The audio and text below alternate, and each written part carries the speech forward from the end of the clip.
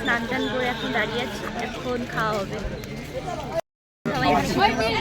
পাতা সবাই খালি, আস্তে আস্তে ওই দিক থেকে সব মেনুগুলো আসবে গাইস। আমরা এখন পঞ্চলিঙ্গেশ্বর এই জায়গাটা থেকে বেরিয়ে যাচ্ছি। এবার আমরা যাবো নীলগিরির ওইখানে। এই দেখো বেরিয়ে যাচ্ছে ওইখানটাই আমাদের বাসের ওইখানে সব ওই পিকনিক স্পটের ওইখানটায় সব গাড়িগুলো ছিল। সো ওই দেখো গাইস পাহাড় সুন্দর। এক সেকেন্ড গাইস দেখো ওই উপরে আজকে আমরা উঠেছিলাম।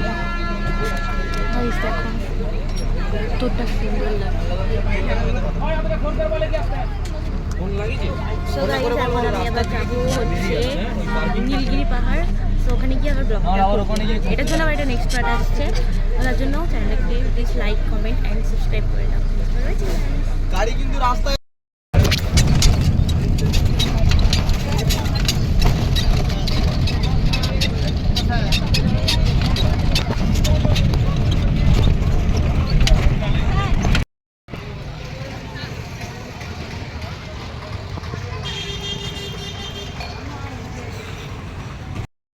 এটা কোনো মন্দির হতে পারে, আমার মনে হয় তো শিব মন্দির। আর ওই যে পাহাড়, আমরা ওখানে যাবো। তো চলো দাদা, এখানে খুব সুন্দর একটা ফুল হয়েছে। এখন আমরা এখানে উঠবো। টেনশন হচ্ছে আমার, কেন আমি সবার সাথে চ্যালেঞ্জ করে ফেলেছি যে আমি এবার কারো সাপোর্ট নেবো না। একটু আগে আমি একটা পাহাড়ে উঠতে গিয়ে আমার যা হয়েছে তোমরা দেখেছো।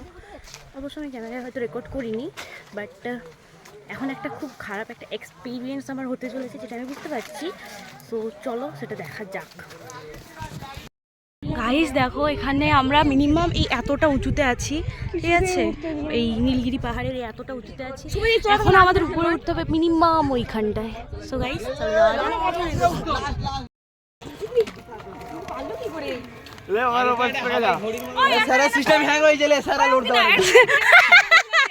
রাজবাড়ি উড়িষ্যার, এখানে নো এন্ট্রি করা আছে। আর এখানে খুব সুন্দর লাগছে এটা।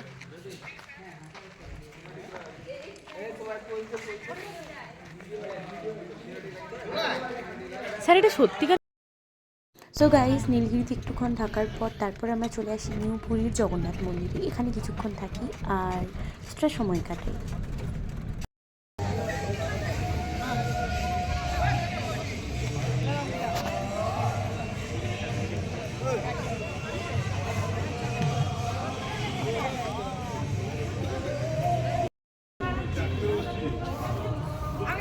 ফোন করছি।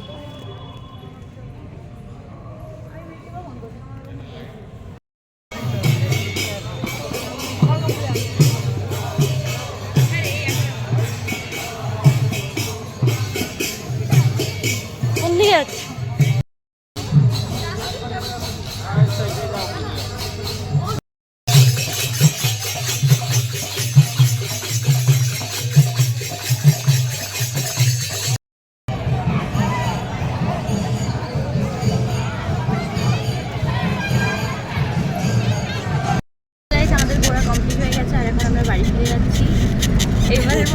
এখানে পার্ট টু পার্ট ব্লগ এখানে এন্ড হচ্ছে।